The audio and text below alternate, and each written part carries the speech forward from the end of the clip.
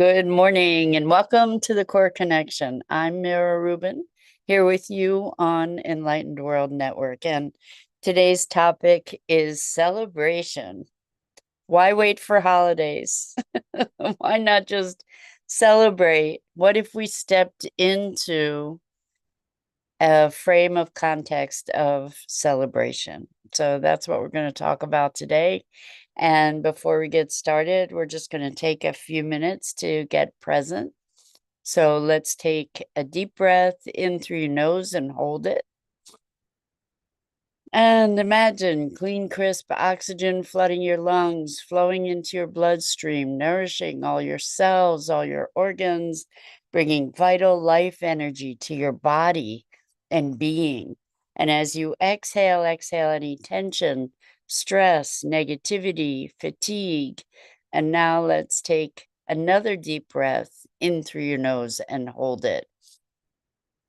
This time, imagine brilliant bright light lighting you up from the inside out, illuminating, electrifying, energizing all your cells, your molecules, your electrons, creating a brilliant beam of light and energy from your heart out into the world. And as you exhale any remaining tension, stress, negativity, fatigue. And now let's press our palms together, vigorously rub your hands together to feel the friction, the temperature, the pressure, the motion, the tickling and tingling when you stop. And allow all those sensations to bring you present right here, right now, into this remarkable physical form that enables us to experience life. Welcome, welcome, welcome. So, good morning. How about celebration? Why not? What would it be like if we celebrated on a regular basis? Maybe what occurs to me is that it might somehow lose its specialness. But if we were able to really step into a frame of being celebratory. Good morning, Rosalind. Welcome. So good to have you here with us this morning. And welcome again to everyone else who's with us as we're talking about celebrating. So I um I encourage my clients to keep a breakthrough journal and to be able to celebrate their wins and to really acknowledge, recognize and enjoy those those milestones and to recognize that there are milestones happening all the time, that we're making progress all the time. And I am thinking of how little kids just have this wonderful joy about so many things, about life itself. And it brings to mind the story of this little kid who used to wake up every morning and say, "Yay, it's today." And what if we were to be able to bring that kind of joyful, playful, abundant mindset to our daily experience? What if we could just be celebrating life, celebrating ourselves, celebrating others? I had some pushback from a few clients around this notion of breakthroughs and celebrating, thinking that it was too egocentric or that it was egocentric, that acknowledging themselves for their accomplishment was somehow flying in the face of their perceived humility. And I think to take pleasure and to take like to be building vitality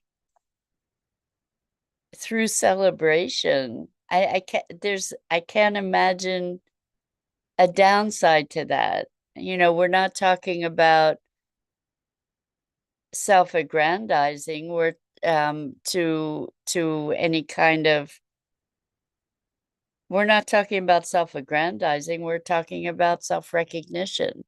I think there's a difference. So many of us have all these wonderful talents and skills, and we're told to be humble. And I think that in that humility, there's it's sort of a denial of ourselves. Like we misinterpret what it is to be humble, and use that notion to dim our light, to make ourselves smaller somehow, to disavow ourselves, or to denigrate our gifts. And it's in the ownership of our gifts and the sharing of our gifts that we fulfill the the thing we came here to be. And so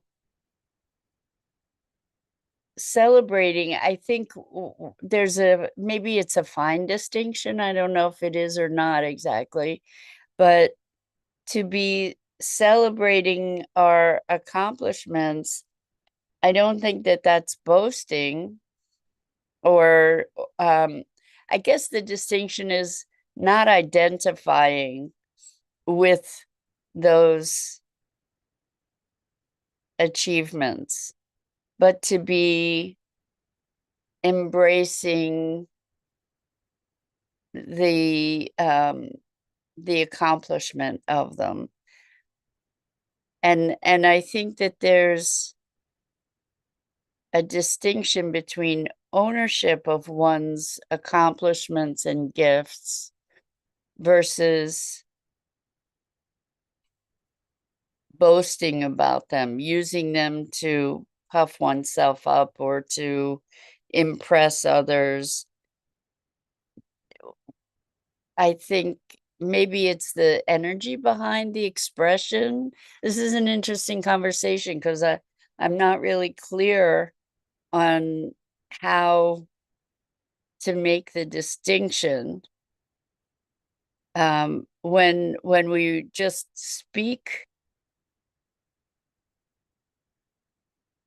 our accomplishments, even to ourselves, let's look at it to ourselves.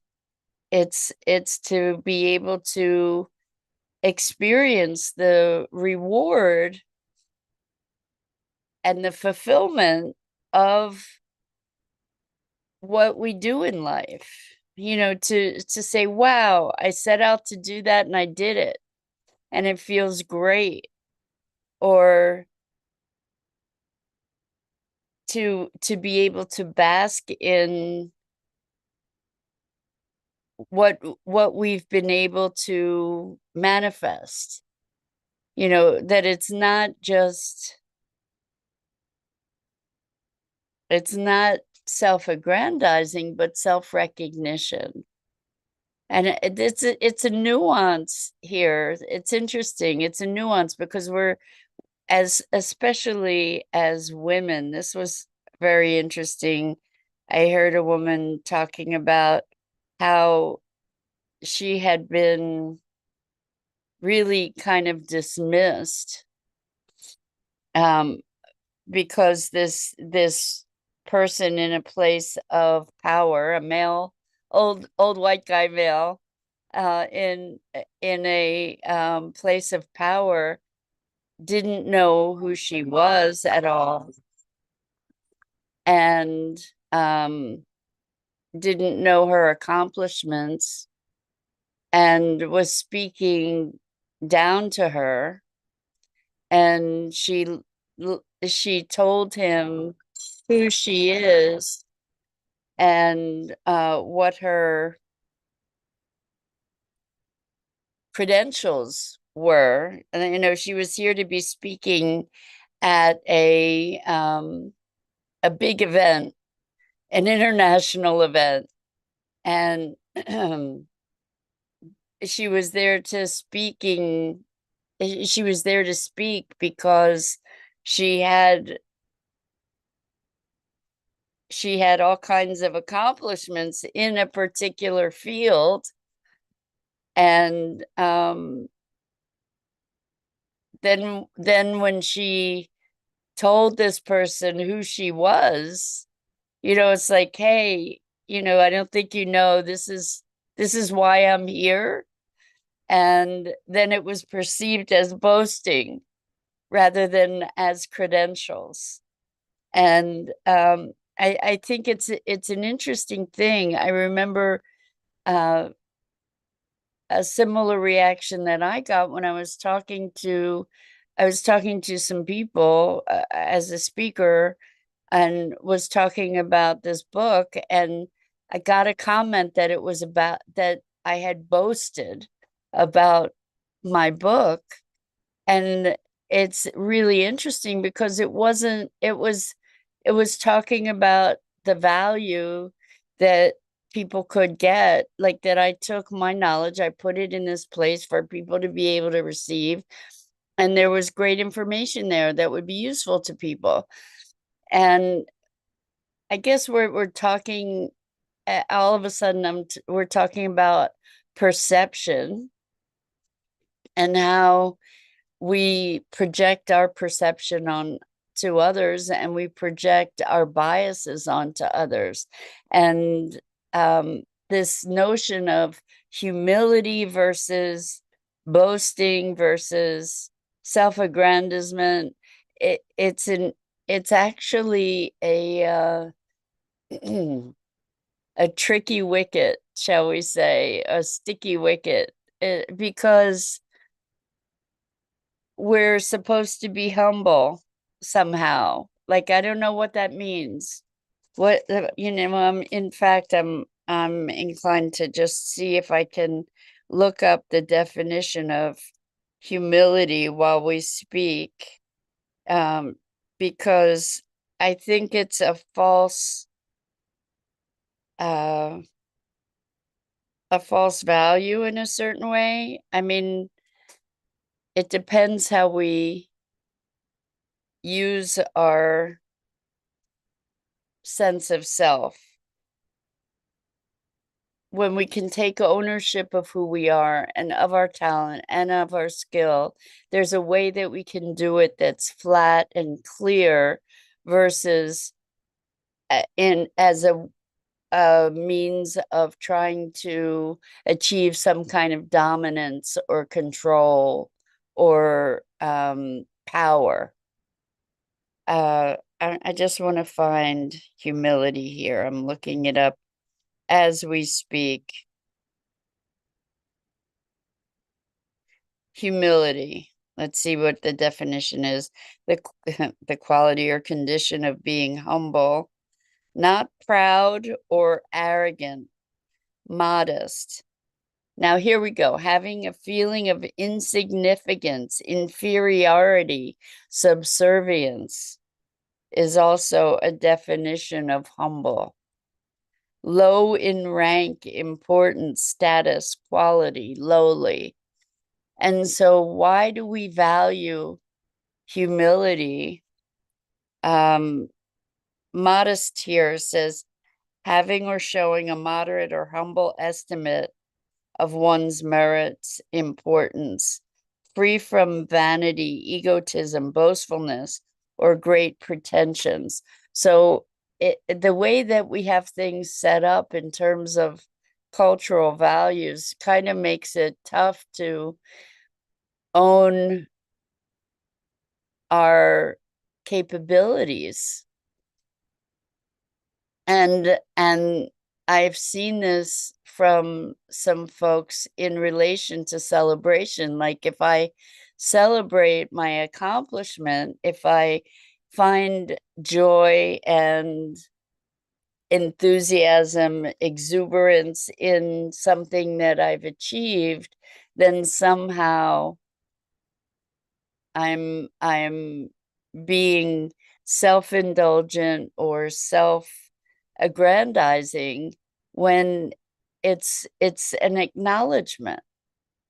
I think that culturally we're taught in so many ways to put ourselves down, to make ourselves less than, to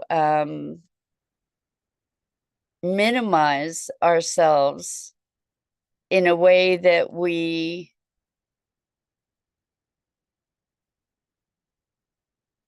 don't even see who we are. I mean, we each have these gifts, we each have things that we achieve. I think that to be able to enjoy our expressions and our breakthroughs and our progress and our growth is a wonderful thing. Stepping into celebration is a wonderful thing. And it becomes not so wonderful if we use it to uh, wield control or power over others. To say, okay, well, I've done this, this, and this, and this, and therefore I'm better than you are in some way. It's occurring to me that this humility thing goes into the whole notion of scarcity that our culture is so driven by. Is like, if I've accomplished something, it means somehow that you're less, or if you've accomplished something, it means somehow that I'm less. That it's this notion of comparison all the time, rather than being able to be joyful about, wow, this is something that I did. I'm proud of myself. Do we get to be proud of ourselves for accomplishments or breakthroughs or transformations that we've gone through? I think we do. I think it's important. The rest of, if we're not, it's kind of a denial, isn't it? Isn't it um, this false humility? Like, I know a lot of accomplished people, and they can appreciate their accomplishments. They don't wield them as swords against others or over others. They just are present to their accomplishment and can celebrate it. And why not be able to have the unbridled joy and appreciation for our own growth and achievements and those of others? If I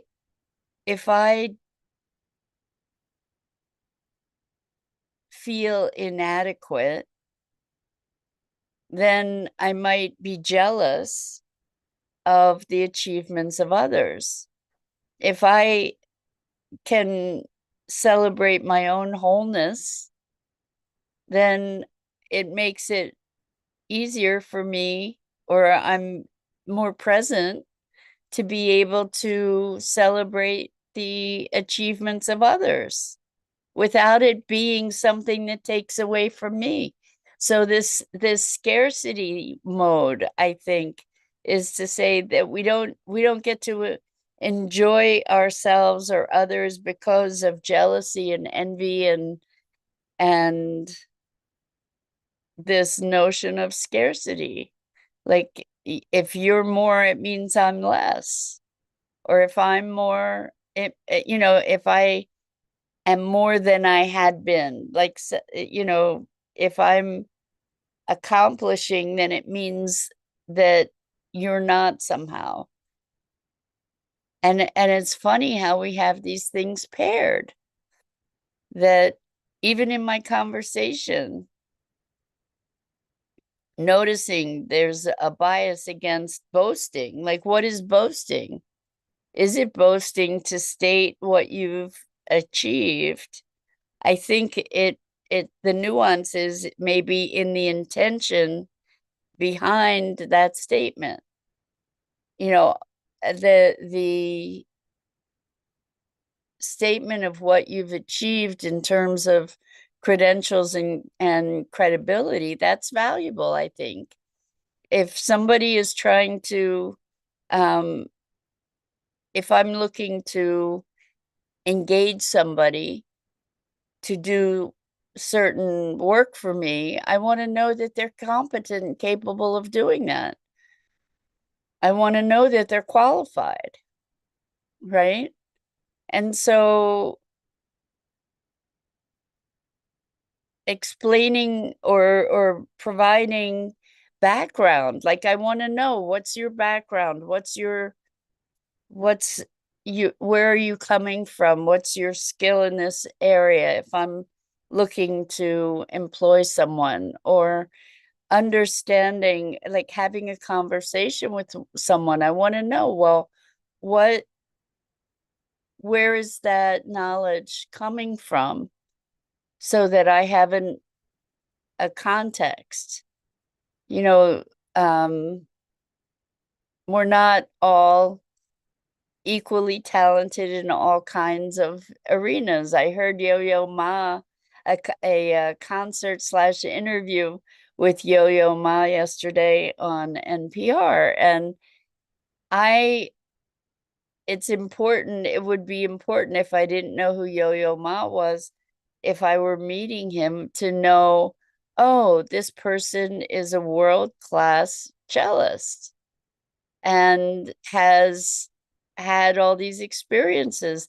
This person is way more qualified to have a conversation about music and its transformative impact than I am, from, from my lay vantage point of a non-musician, right? I like, it's it's not boasting to say, well, yes, these are the things that I've done, right? Or it's so interesting that how uncomfortable I feel in this conversation, because what it's pointing up to me is how conditioned I am. And I suspect so all of us are, or most of us are, and especially women. For women to be talking about their own achievements and their credentials, it's perceived very differently than from when a man does. Because a man, it's taken as, well, here are my accomplishments, here's my credentials. A woman, it's often taken as being boastful or being not humble, or and so what, I guess the question is there something wrong with that? Um, I, it's not that often that I find myself in such an uncomfortable conversation. I wonder if it's uncomfortable for you as well, to be able to give yourself the gift of celebrating your accomplishments, your the wealth of knowledge that you have and experience. I'm wondering, um, I want to thank you for the opportunity to have this sort of floundering conversation this morning, because I didn't know it was going to be such an uncomfortable topic for me. Um, I think it probably is for many of us to step into really celebrating ourselves and others, and maybe even life itself. So I invite you to explore that conversation, see what it feels like to you. That's it for this morning. I'm Mira Rubin. This is the Core Connection, and I go live here each weekday morning at 9 a.m. Eastern on the Enlightened World Network Facebook page and YouTube channel. And I invite you to please like, follow, and share Enlightened World Network and me. The links are in the description. And as always, it's a true gift and pleasure and privilege to have the opportunity to share in these morning musings.